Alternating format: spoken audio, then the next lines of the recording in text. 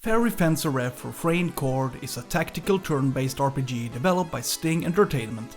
It is available in Nintendo's eShop for $50, but if you're quick, you can take advantage of a temporary discount. But even though the game is launching globally, it has been available in the market for quite some time. It was released in Japan back in 2022. This game can be considered a sequel to Fairy Fencer F, but in this video we take a closer look at how Refrain Chord is experienced on the Nintendo Switch. Feel free to subscribe to my channel. I review new games every week.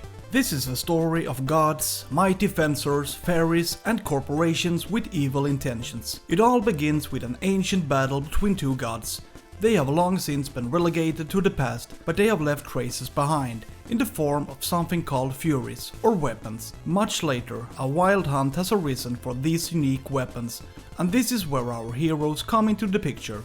We get to follow our main protagonist, a fencer named Fang. Together with his partner Erin, they go out into the world in search for these artifacts, but they are not alone. There are other people who understand the meaning of owning these weapons. Therefore, confrontations arise between the good and the evil. The game contains a lot of dialogue that oscillates between ridiculous jokes, nudity, parties, and food events. And this is mixed up with serious moments where the drama is palpable. How the story unfolds I won't spoil here, but it's worth noting that this is a narrative driven by a ton of side stories and unexpected twists and turns. You meet lots of different characters who influence the course of events in different ways, but to give an example of some of the characters you get to know, we can start with Fang.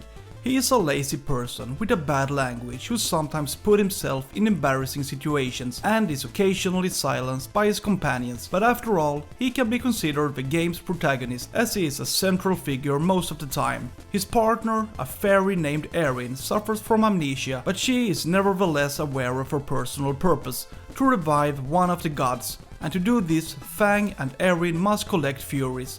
It might sound weird, but this is the main point of the game. Collecting furies to revive a god. Then we have Tiara, a fencer who also intends to revive a goddess, but for what reasons? Good or bad? That's up to the player to discover. Another important hero is Fleur. She is a muse and has the ability to save people with her song. For those who want more information about the game's characters, there is a presentation in the menu, and I must add that it's well worth checking out. It contains descriptions of the game's main characters, but also audio files and the possibility to get a three-dimensional view of what the person looks like. It's quite ambitious actually. So let's discuss how the battles are designed. In true strategic spirit, I imagine many players will recognize this game's setup. The battles are turn-based and take place on a defined field where you gradually move your troops around in a grid pattern. But before you start fighting, there is the opportunity to prepare. In the units menu, you can switch combatants. You can also see how many enemies you will be up against, as well as get a view of everyone's locations. In the settings menu, you can change equipment and possibly use a new sub-fairy. You can also take a last look at the map so you know which enemies to prioritize first and how to move. You can also set the difficulty level. There are 3 of them: easy, normal and hard. I've tried to play on all levels, and from what I understand, the enemies definitely does more damage if you play on hard. Also, it seems that the enemies applies negative buffs to a greater extent, but I don't know if the enemy has a smarter AI in relation to a higher level of difficulty. But my overall impression is that it can definitely be challenging to play on hard. Finally, you can save your game.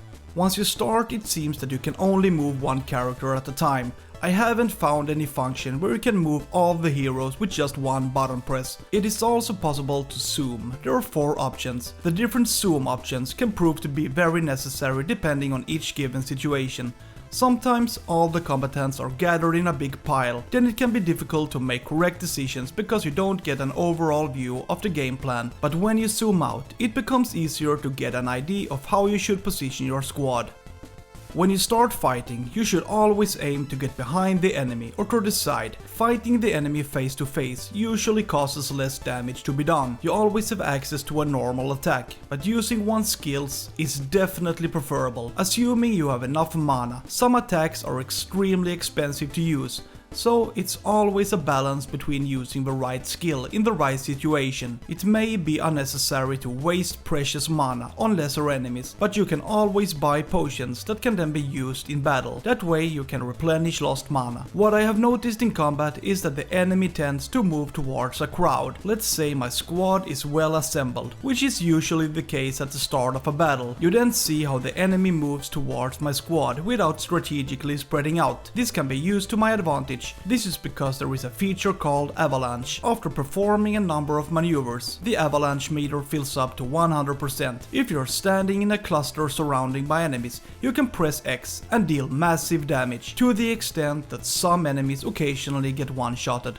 One feature that truly changes the outcome of battles is the use of muses, a special character whose main task is to give fellow players positive buffs. It can activate an ability called Fairy Area. When it's used, a green field is visible on the playing field. If a companion stands within the marked area, it receives a buff, such as doing more damage. But it can be a bit laborious with movements, because you have to make sure you stay within the green field, and usually you need to move your men to strategically position yourself in relation to the enemy. There is a risk that you sometimes end up outside the field.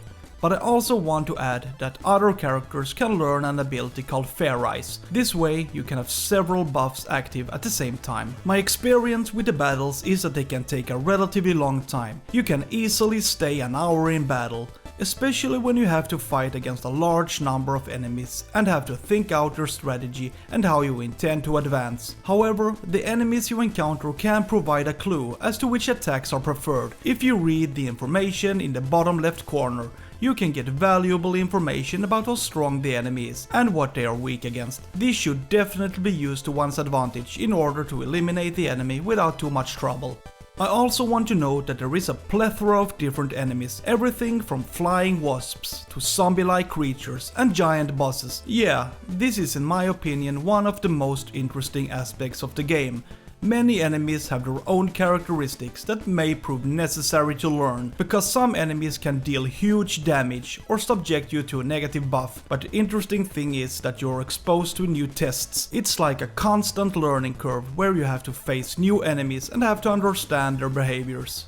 When it comes to equipment, there really isn't much to focus on. In fact, you can only use an exchangeable piece of armor, an accessory, and something called a fragment. It's certainly important to constantly update your men with the latest equipment, but it's really completely different parameters that you work with in this game, namely each hero's side character. Each hero has a partner and a sub-partner that affects the design of each hero. This means that each partner, or fairies as it really is, contributes different abilities that the hero will then use in battle. By winning battles, you're rewarded with fairy points.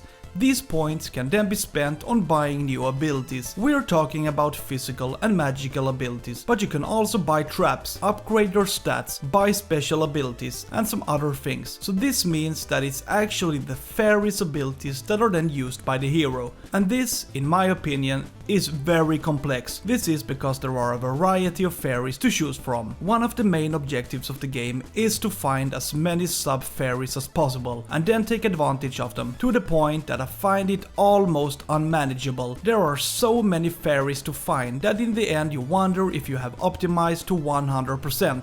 That is, if you have connected the right fairy to the right hero, but at the same time it provides enormous opportunities for experimentation. Some fairies contribute valuable stat bonuses, while others come with useful offensive or defensive abilities.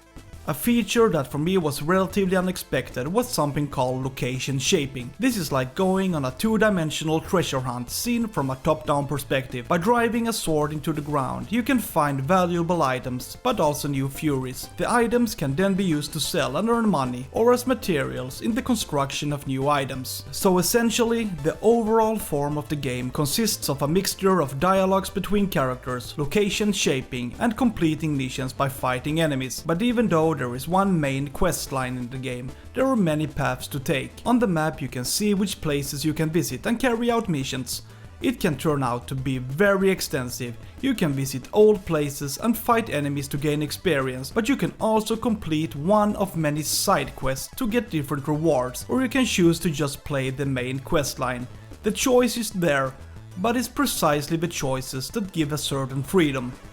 Fairy Fencer Refrain Chord is undoubtedly an ambitious project that offers the player a lot of value for money. It's very hard to put a time frame, but if you're going to play through all the side quests, get through the main quest line, experience all the dialogues and do location shaping on and off, then this is a game that will take days to complete. Without a doubt, and I think the developers were careful to create a sustainable product. Very little is neglected. I also haven't experienced any crashes or the game suffering from a low frame rate. And after playing the game both docked and handheld, I see that this works very well in terms of performance, but if I'm going to find something that could feel a bit long-winded at times, it was that some interactions felt like a filler rather than actually adding anything to the overall narrative, but it would also have been entertaining if the battles had had more variety. Overall, the goals are the same: knock out your enemies, and that's about it. There are small variations, but not enough for me to feel surprised. But in general, this is a well thought out game, and maybe you should buy a copy if you appreciate an ambitious strategic JRPG, and I want to say that it can basically appeal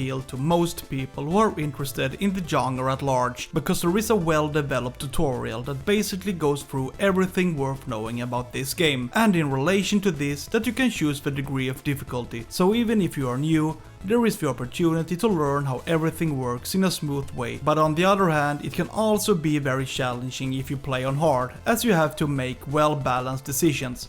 Feel free to subscribe to my channel, I review new games every week. Have a nice day, see ya!